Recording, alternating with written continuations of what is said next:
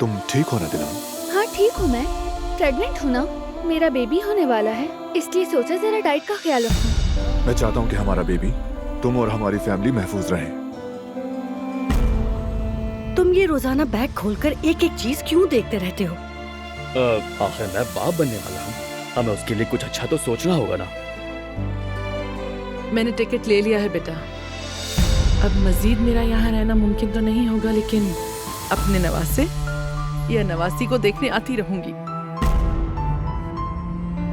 आप सबसे इजाजत चाहूंगी, इंशाल्लाह फिर मुलाकात होगी।